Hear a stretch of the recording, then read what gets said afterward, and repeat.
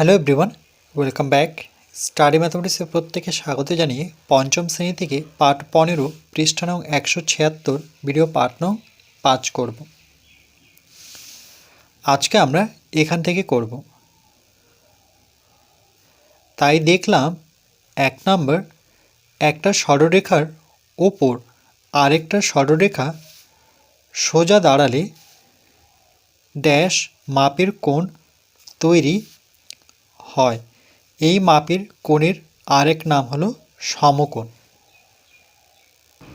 পৃষ্ঠা নাম্বার 175 দেখো, একটি সরলরেখার উপর আরেকটি সরলরেখা সোজাভাবে দাঁড়ালে, এটি একটি সরলরেখা বিসি, তার উপরে এবি দেখো সোজাভাবে দাঁড়িয়ে আছে, তাহলে সেটা কত ডিগ্রি কোণ করে থাকে? 90 ডিগ্রি করে থাকে। একটা সরলরেখা সোজা দাঁড়ালে 90 ডিগ্রি মাপের কোণ তৈরি হয়। এই মাপের কোণের আরেক নাম হচ্ছে সমকোণ। তাহলে এখানে আমরা শিখলাম কি, এখানে যে কোণটি হবে সেটি 90 ডিগ্রি হবে। তাহলে আমরা তার সাথে যদি ছবিটি অঙ্কন করি, প্রথমে আমরা একটি রেখাংশ টানব। এই রেখাংশের এই বিন্দুটির নাম দিলাম বি, আর বি থেকে যেহেতু রশ্মিটি ডান দিকে যাচ্ছে, তাহলে তীর চিহ্ন দিয়ে এই রশ্মির উপরে আমি সি দিতে পারি, তাহলে বি থেকে সির দিকে যাচ্ছে। এবার যেহেতু সোজাসুজিভাবে মানে এইভাবে দাঁড়াবে, তাহলে আমরা কি করব, চাঁদার সাহায্যে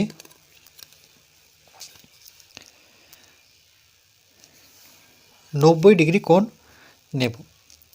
কেমন করে নিতে হয় দেখো, চাঁদা এটাকে ভূমি কেন্দ্র বলবো আর এটাকে ভূমিরেখা বলবো। ভূমিরেখার সাথে চাঁদার ভূমিরেখার সাথে এই রেখাটি মেশাতে হবে, আর ভূমিকেন্দ্রের সাথে এই কেন্দ্র মেশাতে হবে। এখনও দেখো সম্পূর্ণভাবে কিন্তু মিশে যায়নি, এই দিকটা কিন্তু ফাঁকা রয়েছে, এখনও ফাঁকা রয়েছে। এবার দেখো পুরোপুরি মিশে গেছে। যখনই পুরোপুরি মিশে যাবে তখন চাঁদার দুটো স্কেল, একটা হচ্ছে উপরের, একটা হচ্ছে নিচে, তাহলে আমরা নিচের স্কেল ধরে গুনবো যেখানে 0 রয়েছে, তাহলে 0 থেকে 90 যাব। 0, 10, 20, 30, 40, 50, 60, 70, 80, 90। 90 বলতে সেটা সোজাসুজিভাবে দাঁড়ায়। এবার সেই বিন্দু থেকে বি বিন্দুকে আমরা যদি যুক্ত করি, তাহলে যেহেতু এটি একটি রশ্মি, এই রশ্মির উপরে একটি বিন্দু নিয়ে আমরা এ লিখতে পারি। তাহলে এখানে যে কোণটি উৎপন্ন হলো সেটি হচ্ছে 90 ডিগ্রি। তাইলে এই মাপের কোণের আরেক নাম হচ্ছে সমকোণ। তাহলে আমরা এখানে দেখলাম যে সমকোণ, যখনই এই কথাটি পাবো তার মানে সেটি কিন্তু 90 ডিগ্রিকে বোঝায়।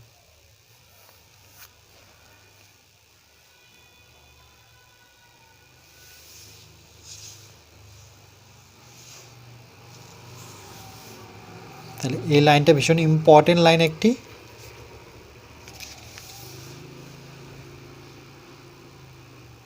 তাহলে মনে রাখবে, এটা একটা সরলরেখার উপর আরেকটা সরলরেখার সোজা দাঁড়ালে 90 ডিগ্রি মাপের কোণ তৈরি হয়। এই মাপের কোণের আরেক নাম হচ্ছে সমকোণ।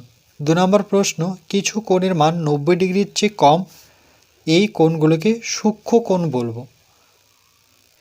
তাহলে 90 ডিগ্রির থেকে ছোট কোণ যদি আমরা একে দেখাই,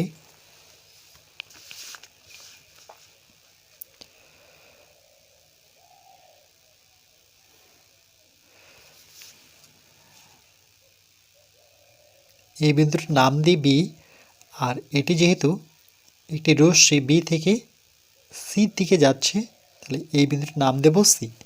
সেটা কিন্তু 90 ডিগ্রির থেকে ছোট হতে হবে। তাহলে 90 ডিগ্রির থেকে ছোট কোণগুলো যেমন 80, 70, 60, তারপরে 81, এভাবে 85, 88, 89, এগুলো প্রত্যেকটাই কিন্তু সূক্ষ্মকোণ। যেমন 0 কিন্তু সূক্ষ্মকোণ, 10 ডিগ্রি সূক্ষ্মকোণ, 15 ডিগ্রি সূক্ষ্মকোণ, 20 ডিগ্রি সূক্ষ্মকোণ, 30 ডিগ্রি সূক্ষ্মকোণ। তাহলে এখান থেকে যতগুলো 90-এর নিচে যতগুলো কোণ রয়েছে সবটাই সূক্ষ্মকোণ। তাহলে আমরা যে কোনো একটা কোণ যদি আঁকি, তাহলে ভূমিকেন্দ্র আর ভূমিরেখা মিশিয়ে বসাতে হবে। তাহলে যে কোনো, ধরুন আমি 60 রাখলাম, তাহলে 60-এর সোজা করে একটি বিন্দু নিয়ে সেই বিন্দুটি নাম দেব এ। এবার এ বিন্দু আর বি বিন্দু যুক্ত করব। যেহেতু এটি একটি রশ্মি, তাহলে এভাবে উভয় দিকে তীর চিহ্ন দেব না, উপরের দিকে তীর চিহ্ন, উভয় দিকে নয়। তাহলে এখানে যে কোণটি পেলাম সেটি হচ্ছে 60 ডিগ্রি, এই কোণটি। তাহলে 90 ডিগ্রির চেয়ে ছোট 90 ডিগ্রির চেয়ে কম এই কোণগুলোকে সূক্ষ্ম কোণ বলবো। তারপর আরেকটি ধরে নাও, আমি এখানে একে দেখাই।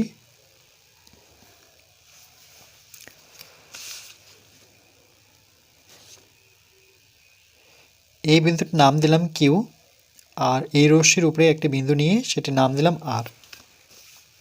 তাহলে 90 ডিগ্রির থেকে ছোট দেখাতে হবে। আমি দেখালাম 50 ডিগ্রি। তাহলে 50-এর সোজা করে সেই বিন্দুটি এভাবে যুক্ত করব।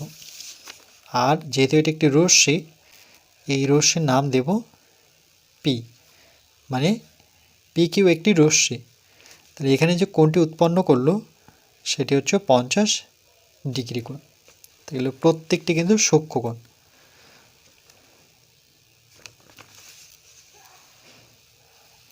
তো এটাও ভীষণ ইম্পর্টেন্ট একটা কোশ্চেন,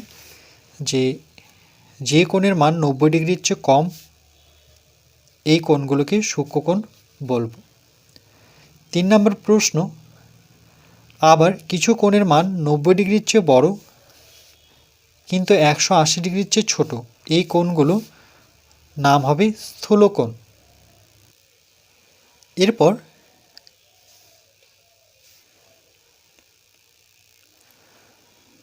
নব্বই ডিগ্রির চেয়ে বড় আর 180 থেকে ছোট এরকম একটি আমরা কোণ এঁকে নিয়ে আগে।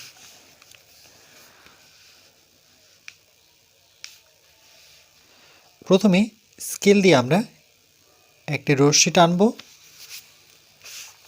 এই রশ্মির এই বিন্দুর নাম দিই বি, আর এখানে একটি বিন্দু নিয়ে নাম দেব সি। মনে রাখতে হবে 90 থেকে বড় হতে হবে আর 180 থেকে ছোট। 90 থেকে বড়, 90 থেকে বড় কি 100, 110, 120, 130, 140, 150, 160, 170, 180। কিন্তু আবার 180 থেকে 180-র চেয়ে ছোট হতে হবে। তাহলে 180-র চেয়ে ছোট যেমন 189, না 179, 178, 176, এগুলো সবটাই কিন্তু স্থূলকোণের মধ্যে পড়বে। তাহলে যে কোনো একটা কোণ প্রথমে এঁকে নিই।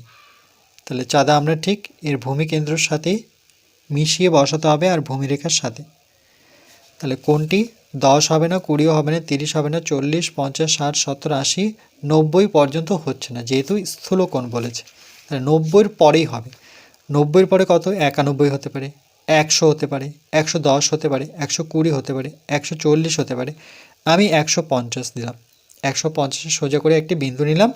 এবার সেই বিন্দু আর বি বিন্দুকে যুক্ত করব।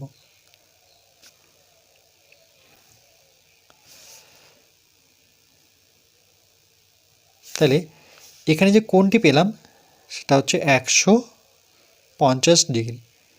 সেটি দেখো 90 থেকে বড় আর 180 থেকে ছোট। তাহলে এগুলোকে আমরা স্থূলকোণ বলবো। আরেকটা যদি ছবি আঁকি এখানে, জ্যামিতিক চিত্র,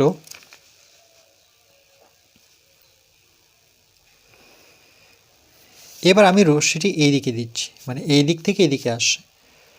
তাহলে এই বিন্দুর নাম দিয়ে দিই কিউ, আর এই রশ্মির উপরে একটি বিন্দু আর দিলাম। এবার স্কেলটি কিন্তু চাঁদাটি আমরা কিন্তু এই দিক থেকে মাপব। তাই ঠিক একই নিয়মে ভূমিকেন্দ্র আর ভূমিরেখা, এটা ভূমিকেন্দ্র আর এটি হচ্ছে ভূমিরেখা, সেটি কিন্তু ভালো মতো মিশিয়ে বসাতে হবে। এবার 90 থেকে বড় হতে হবে। তাহলে 90 থেকে যদি বড় হয় তাহলে 90-এর এই দিক পর্যন্ত হবে না, 90 থেকে গেলে ছোট। তাহলে 90-এর বড় এখানে কত? 100। তাহলে আমি 100 এখানে নিই।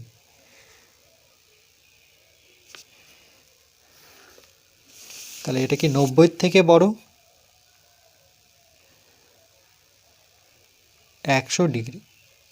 এটা কি কোণ? স্থূল কোণ।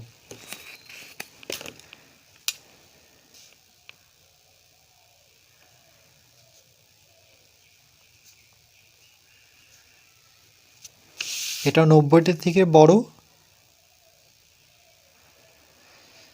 স্থূল কোণ।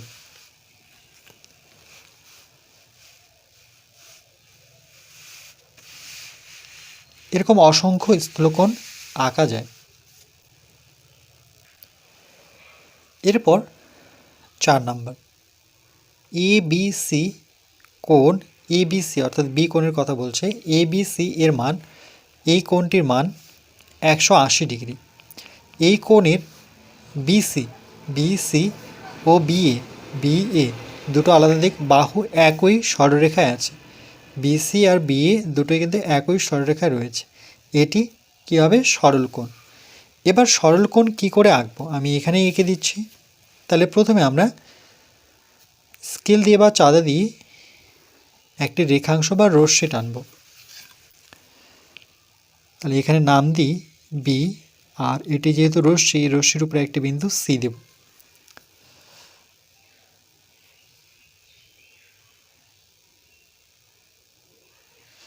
তাহলে এখানে যদি আমরা এই সরলরেখার উপর যে কোনো একটি বিন্দু নিই, বিন্দু নেওয়ার পর এবার আমরা যদি চাঁদা বসাই এই বিন্দুকে কেন্দ্র করে, তাহলে দেখো চাঁদার ভূমিকেন্দ্র আর ভূমিরেখা কিন্তু দুপাশেই মিশে গেছে। তাহলে এদিক থেকে 0 হিসেবে যদি গণি, 0 হচ্ছে উপরের স্কেল, তারপরে 10 আসতে হবে, 20, 30, এভাবে কত পেলাম? 180। আবার যদি ভিতরের স্কেল নিই বা নিচের অংশ নিই, নিচের স্কেল, তাহলে 0 ধরে গুণে যাও, 10, 20, 30, 40, 50, 140, 150, 160, কত হচ্ছে? 180। তাহলে যখনই আমরা একটা দাগ পাবো, যেমন এই পেনটি কত ডিগ্রি কোণ করে আছে? 180। এই পেনটি এখন কত ডিগ্রি কোণ করে আছে? 90। তাহলে এগুলো কিন্তু বুঝে নিতে হবে। হচ্ছে 180 ডিগ্রি। আর এটিকে আমরা সরল কোণ বলবো। তাহলে এখানে শিখলাম যে সরল কোণ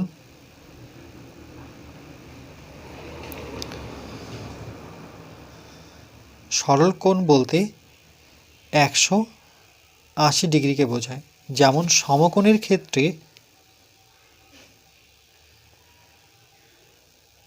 মানে 90 ডিগ্রি বোঝায়। তাহলে এই দুটো লাইন মনে রাখবে, সম বলতে 90 আর সরল বলতে 180 ডিগ্রি কোণকে বোঝাচ্ছে। এখানে দেখো একটি বিন্দু নিয়ে আরেকবার যদি আমরা অঙ্কন করি 180 কী করে আঁকবো? তাহলে চাঁদা স্কেল যে কোনো একটা ব্যবহার করে আমরা প্রথমে একটা দাগ নেব।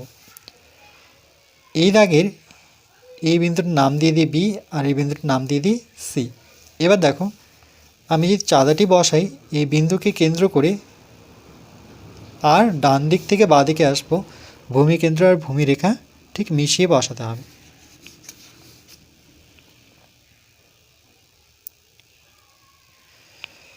বসানোর পর ভিতরের স্কেল ধরে যদি গণি, ডান দিক থেকে আসলে পরে ভিতরের স্কেলে নিতে হবে। 0, 10, 20, 30, 40, 50, 60, 70, 80, 90, 100, 110, 120, 130, 140, 150, 160, 170, 180।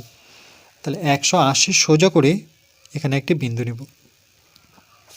এই বিন্দু আর বি বিন্দু আমরা যুক্ত করব।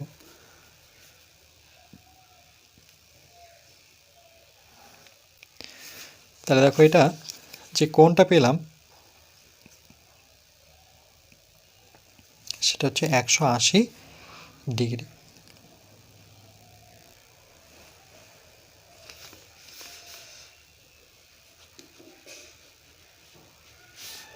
এরপর পরবর্তী পাঠ নাম্বার 6 আমরা পৃষ্ঠা নাম্বার 177 করব।